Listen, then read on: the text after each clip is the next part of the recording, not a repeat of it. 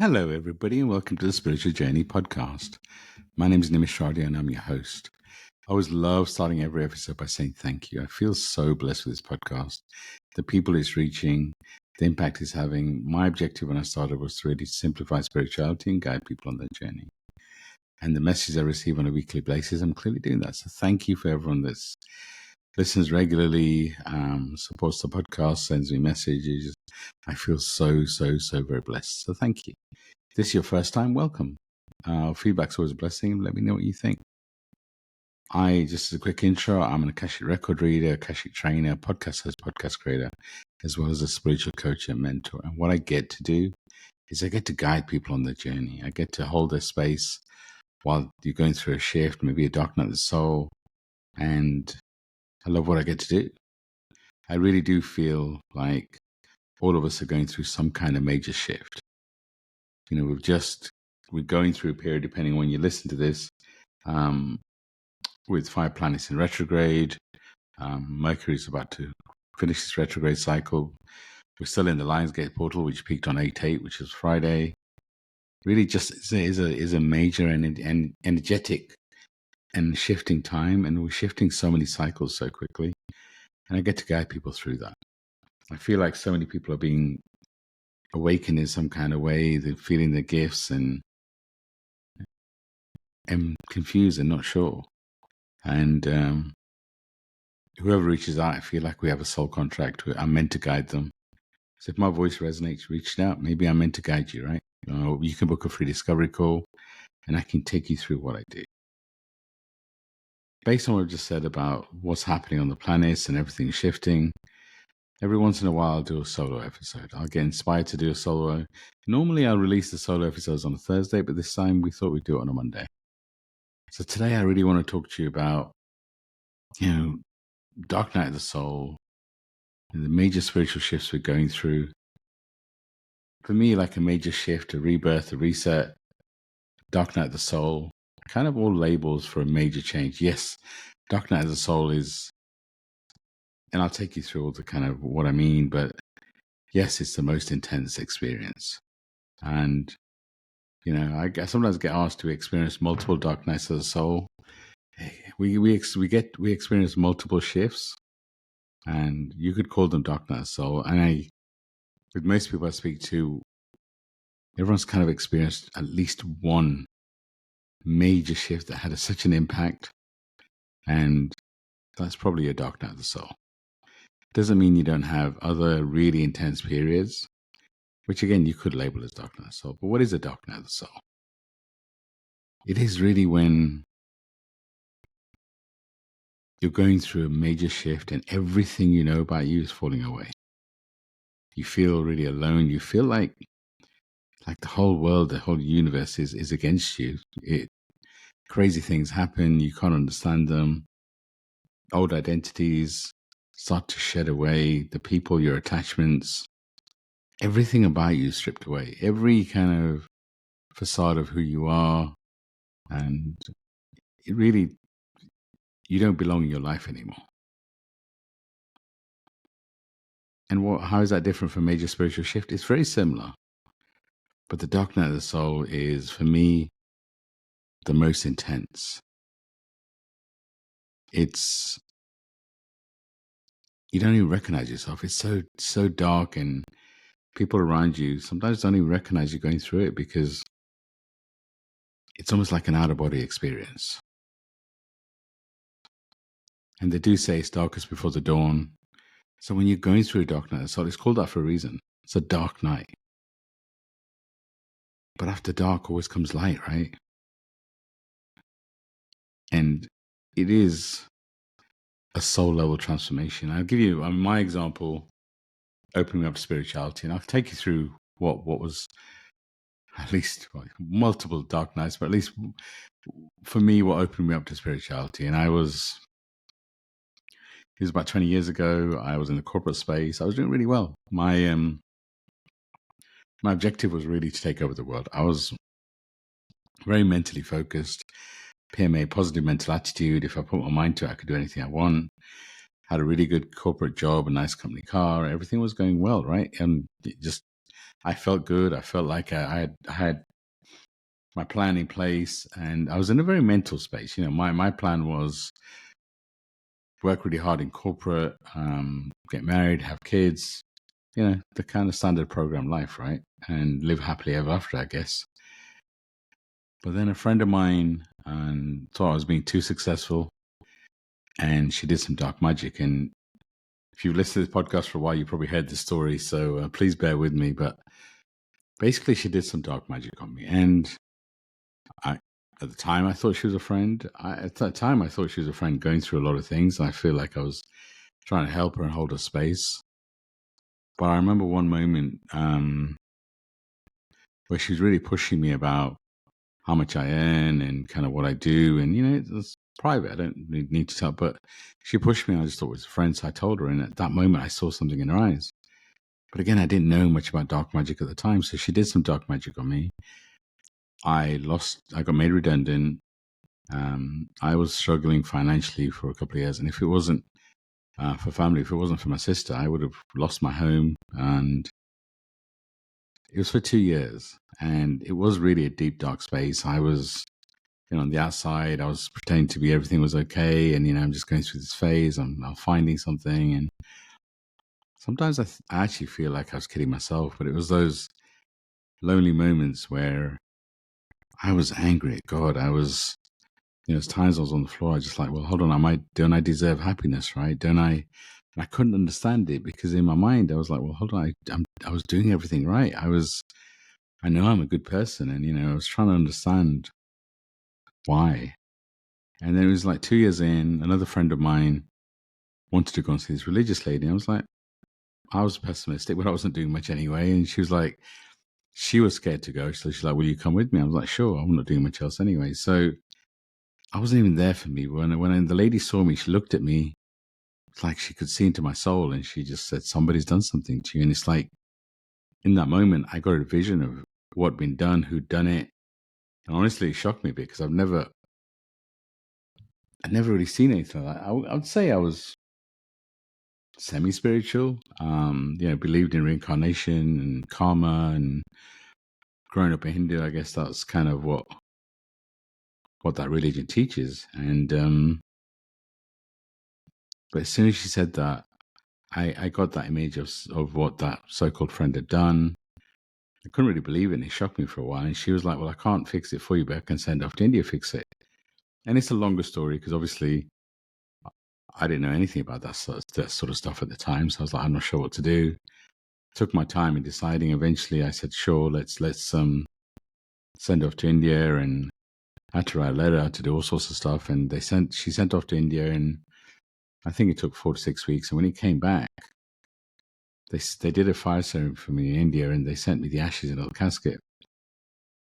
And actually, I forgot about this, but they also sent me like a black doll, and they asked me to put it over my doorway to kind of protect my home. And so I did all of that, and I put the casket on, and within 2 days I got an interview, and within 3 days after that I got offered a director role, which is all good. And it's like I kind of forget the darkness I was in, but actually that whole experience opened me up to spirituality. Obviously, that friend that did the dark magic on me isn't in my life. Where would she be? But I do recognize that I had a soul contract with her to open me up spiritually. And that's the thing with the dark night of the soul is it is there to awaken you. It's like we go through this life in a programmed way, right? We have all these expectations. We have an ego. And when you go through a dark night of the soul, you have to shed your layers, your identities. And I got through that, and I realized there was so much happening around me. And I have to admit, for a while, I was looking for people to teach me, give me a course of meditation, and I'll be fixed. So dark night of the soul doesn't all of a sudden mean that you're spiritually awakened, you have all the answers. It's a stage in your spiritual awakening. It's a stage in you showing up for you.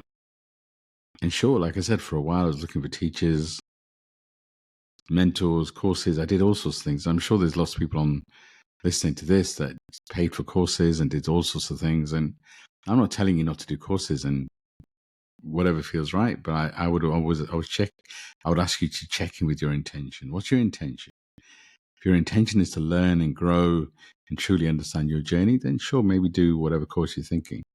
But if your intention is to be fixed and really kind of you're thinking, once I do this course, then I'll improve, then maybe check in with yourself. Because I realize over time, everything I need is inside me. All the love, all the joy, all the answers. And that led me to work with Sidra. Sidra was my mentor, my friend on the human realm. And she's the one that taught me the healer I am. And really kind of awakened me to understand my power. But she was a really good mentor in the way that she never told me what to do. But she had a way of pushing my buttons like nobody else. She could get under my skin like such a crazy level. And it's like so many times I was like, basically told Sidra, I'm done. I don't want to work with her anymore. She just laughed because she's like, we have a soul contract. You can't really go anywhere. I knew she was right at a level. I knew that she was right.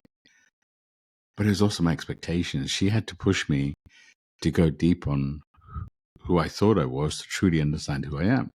And really, that's a lifetime journey. I can't say that, I haven't still got work to do, but I can say that I've done a lot of work on me. But even so, Sidra passed away in a fire in March 2020.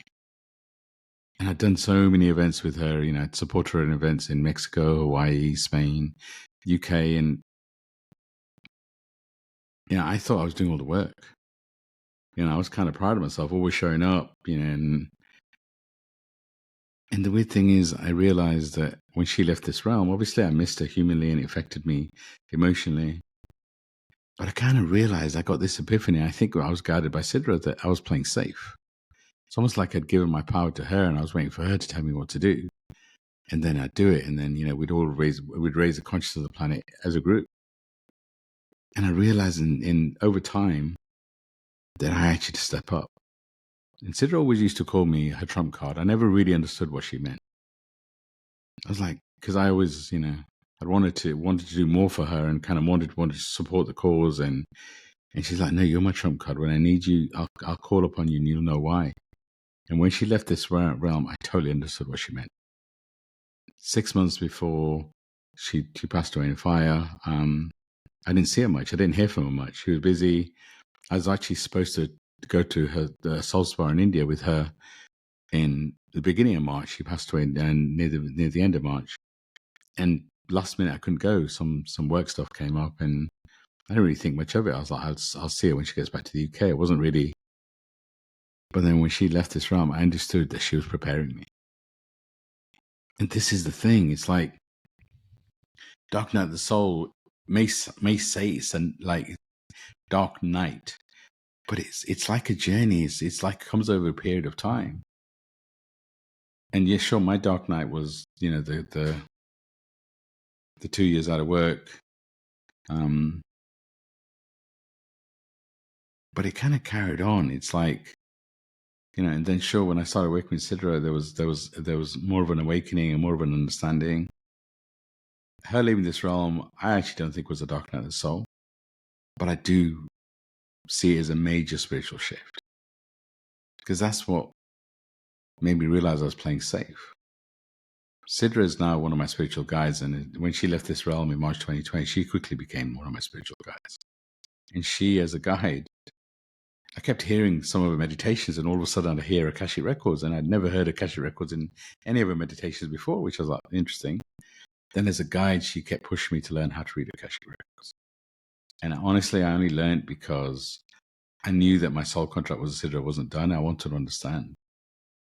And it helped me to understand that the soul contract we have is I do the work on this side and she supports me in all other realms. And I can feel it whenever I do a podcast, whenever I open the Akashic records, whenever I'm doing any kind of spiritual activity, I feel her energy. I feel her energy around me all the time. I do sometimes ask her, kind of like, well, hold on, why couldn't she be on this realm and I do on the other realm, just kind of jesting and joking with her. But I do love the partnership. I guess the reason I'm telling you this is this journey is really interesting. As souls, we picked some major, major expansion on this lifetime.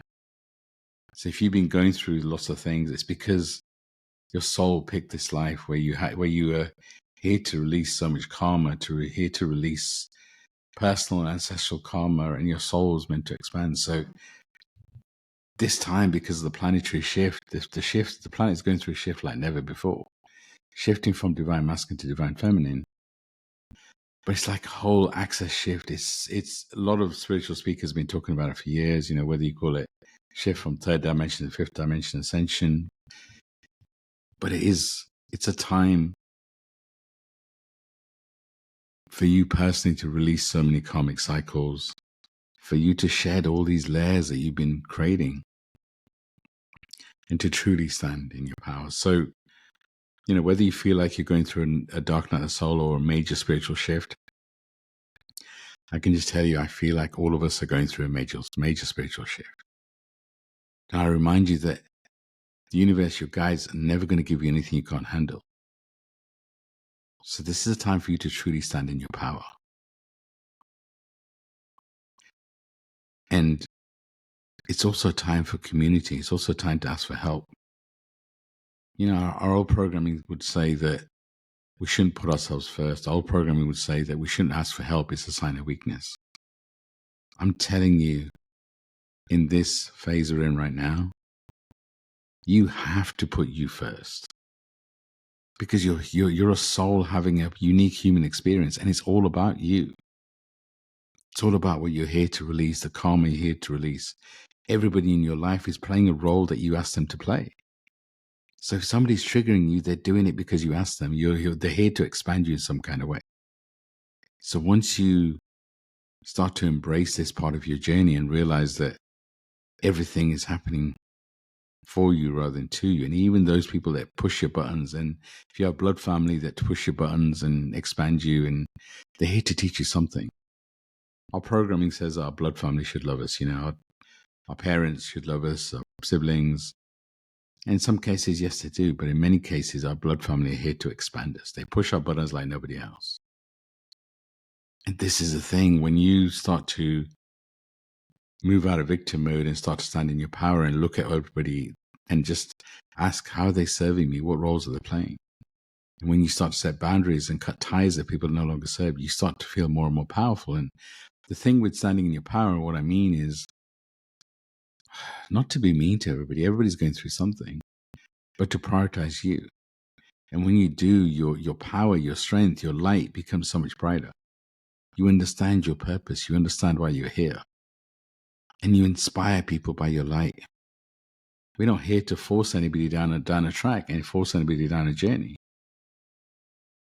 We're here to guide, to be a beacon, to be a bridge.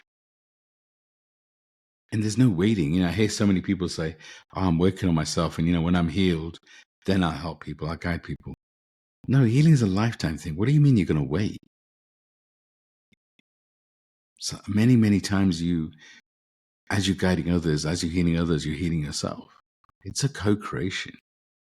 I can tell you, when I started mentoring people, when I started reading Akashic records for people, that's when things started opening up for me.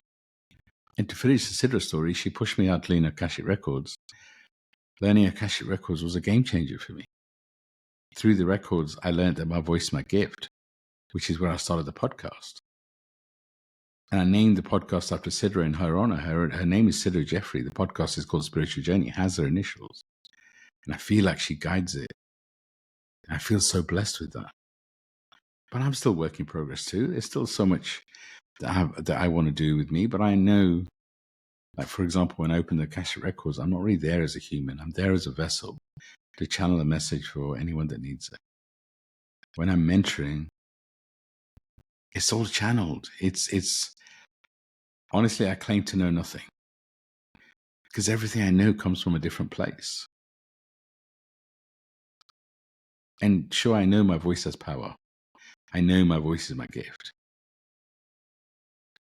And the mentorship program I do that's changing lives was channeled through the Akashic Records. People were guided to me, like Stacey is normally the co-host. I really feel like Sidra guided to me. So many of my clients, we have that connection, and they've never met Sidra. But when I work with them, they're like, oh, I feel like Sidra's next to me. When you start to embrace your dark night of soul, when you start to embrace your spiritual shifts, your major spirit, you start to realize that it's not a punishment. Going through a dark night of the soul is a sacred process. And yes, it is tough. But it's when you start to change your question, it's when you start to truly feel what you're feeling. Because a lot of the time, dark night of soul will start to ignore our anger, our emotions.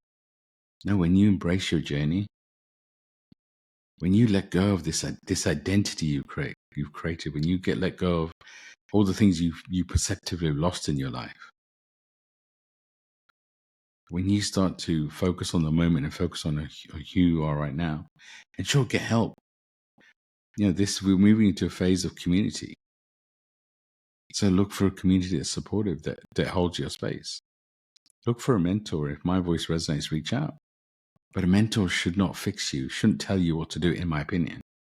What a mentor does is hold your space while you're going through a shift, guides you to you. I use my intuitive ability to guide others. And I really feel like whoever I'm working with, their guides talk through me. Because sometimes, we get messages from our guides and maybe we listen to them. But for whatever reason, sometimes our guides need to talk to other people, through other people, and you get a deeper connection with it. And I'm not telling you to blindly follow what everybody says. I'm asking you to trust your intuition and know that when you find your mentor, your guide, you'll know it. It's a soul contract. When you find your people, and I feel like we're all going through a phase where our inner circle is changing. And I ask you now, if your inner circle hasn't changed, how much is your inner circle supporting you? How much do they expand you? How much do they push you? Because if your inner circle's safe, but they don't challenge you, then probably it's the wrong inner circle. And I hear from lots of people saying, I don't even have an inner circle anymore. I've lost so many friends. Now's the time to manifest it. Whenever you listen to this, let's say you listen to it on Monday, 11th August, this period that we're going into is all about self. The period we're just leaving is all about closing out cycles, karmic cycles like crazy. But now it's time for you to stand in your power and understand how powerful you are. What does it feel like when you're going through a dark night or a major shift? You are totally disconnected from your old life. Even the things, your values or your purpose doesn't feel. It's like if you had a job that you love, you don't got to love it anymore. It's like your friends you don't feel connected to. Maybe your family, everything just feels like it's like you're an alien in your own life. Like you're an imposter. Loss of motivation or tired. Like I said, no interest in what you do anymore. Emotional intensity. You experience the highs and lows of grief, anger, the emptiness. The people that used to excite you don't excite you anymore. But the other weird thing it does, heightened intuition. You start to feel much more. And sometimes it's scary. And that feeling much more is part of your fear. And strange synchronicities. This is the thing. The interesting thing is that your guides, the universe, can't stop you going through a dark night of the soul, can't stop you going through the human experience.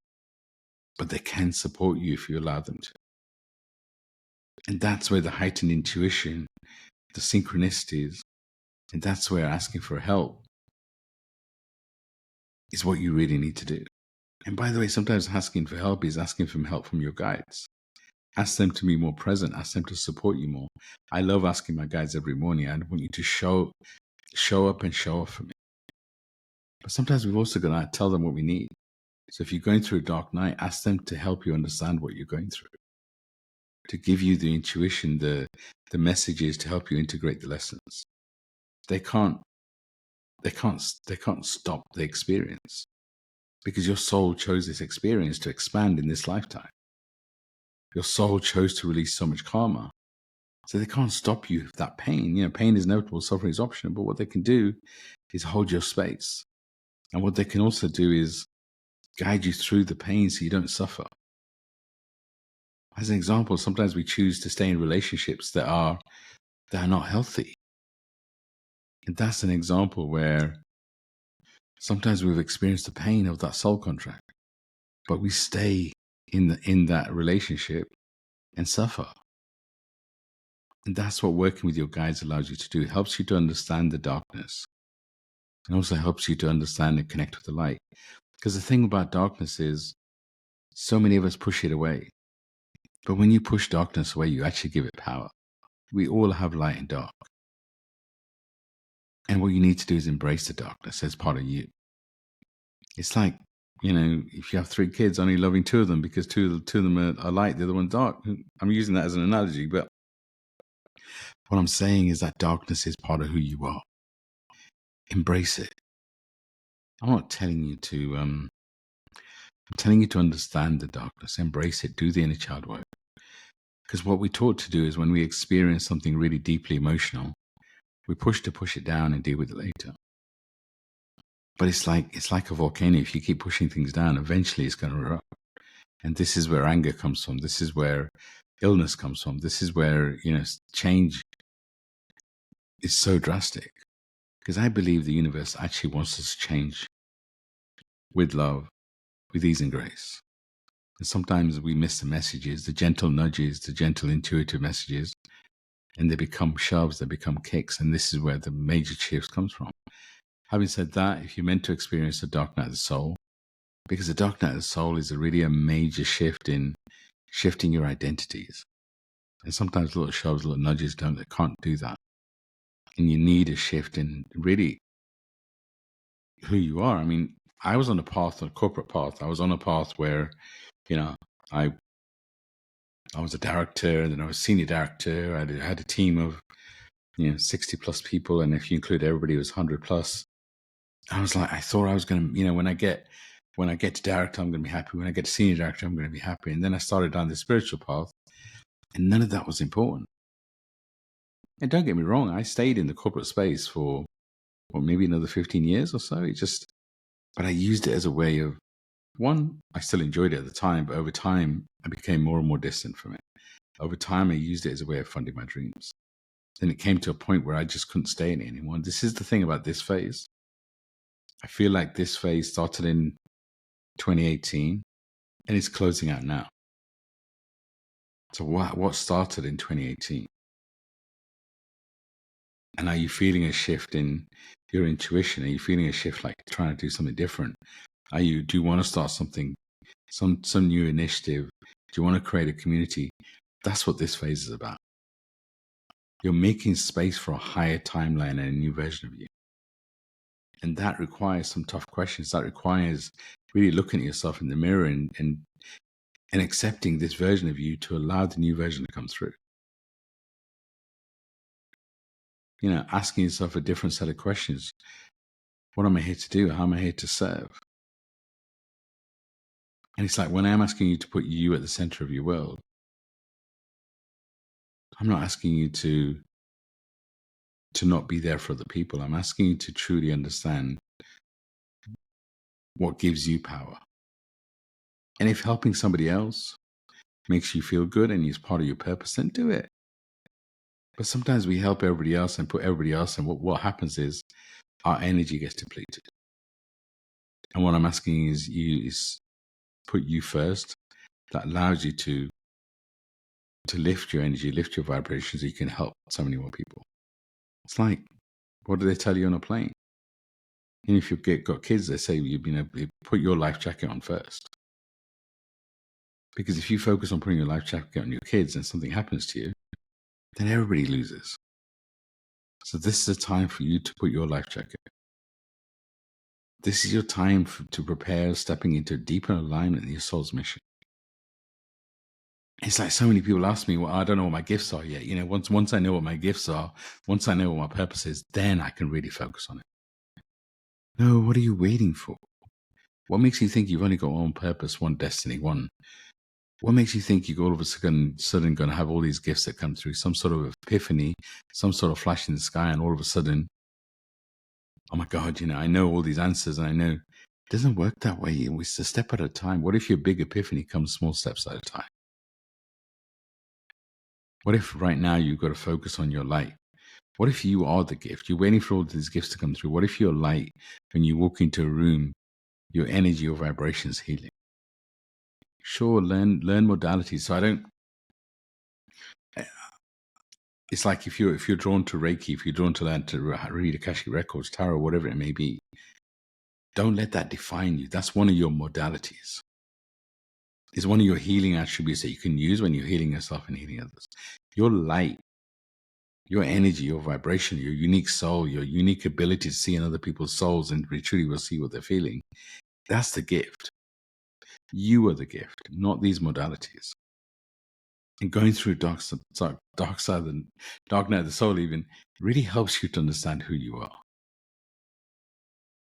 And you know, this spiritual journey, and you hear me and Stacey talk about it all the time, but this spiritual journey, it's like we're always looking for answers. You know, sometimes I get people booking a Akashic record reading and they feel like they're going to get all the answers. And I always say to them, you know what, you're going to get what you need rather than what you want.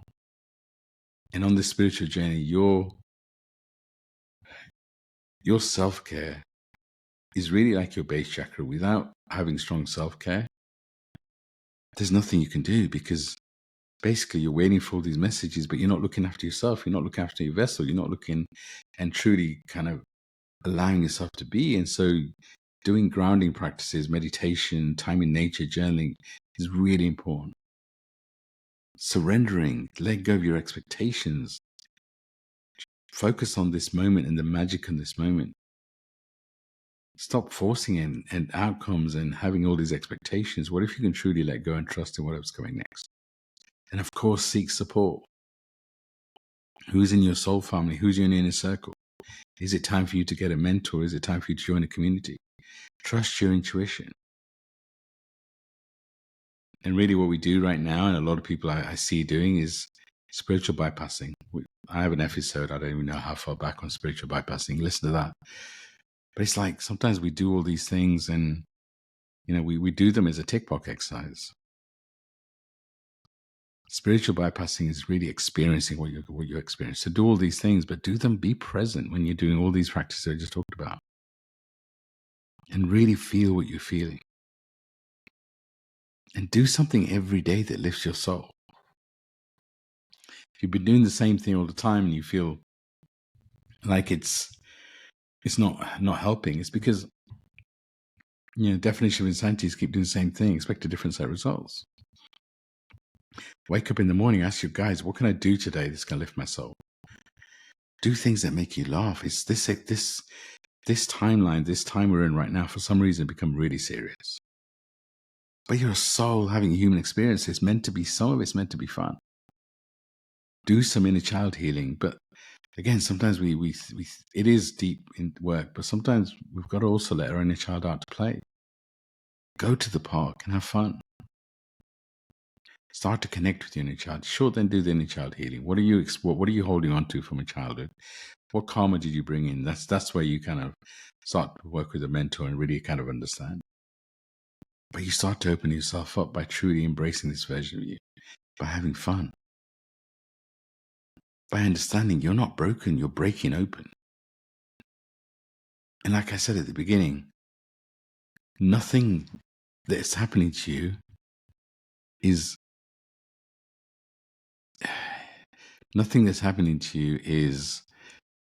something you can't handle.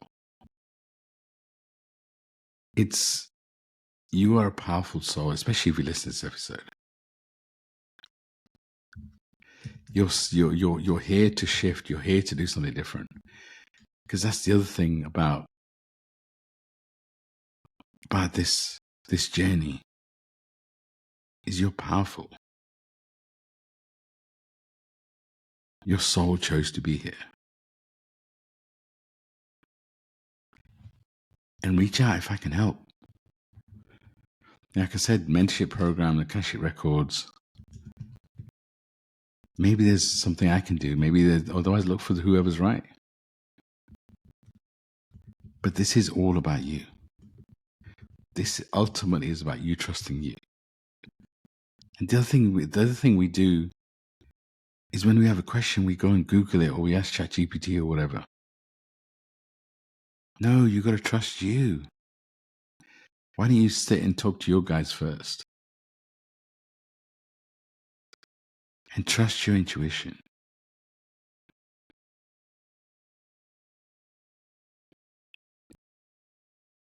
Take a moment just to feel that power in you. Feel that energy. If you're in the midst of your dark night of soul or navigating a major shift, remember, this is not the end of your story. Maybe it's a time to get excited because it's a sacred turning point, a doorway to the highest version of you. And I remind you, you're not broken, you're opening up. Hold on to the true path that your soul chose. And remember that you're loved, you're guided. This is a time to lean on your guides, to lean on your support system. Not just the human one, but also the one in the other realms. Your soul family, your guides are here to support you. Always remember you're needed, you're wanted, and you're very much loved by the universe. If you feel called to walk this path with guidance, like I said, I'd be honored to hold the space with you. Book a discovery call with me. I'd love to have a conversation. You tell me about where you're at, and maybe we're meant to work together. I will include links in my show notes. Honestly, this is such an expansive time. I remind you chose to be here. I remind you that you're here to do something that's never been done before. So if you've been trying to fit in, to find your path, maybe you're not meant to fit in. This is the thing. Once you let go of your expectations and let go of your waiting, what if that's when true magic happens? You're a loving soul that's here to do and shift so many things. Allow the love in. Allow your guys to love you. Allow yourself to love you. Remember that everybody's going through something. So no matter what the question, the answer is always love. Thank you for listening to this episode. Thank you for your support. I'm sending you the biggest hug. I'm sending you so much love. Thank you, thank you, thank you. Bye for now.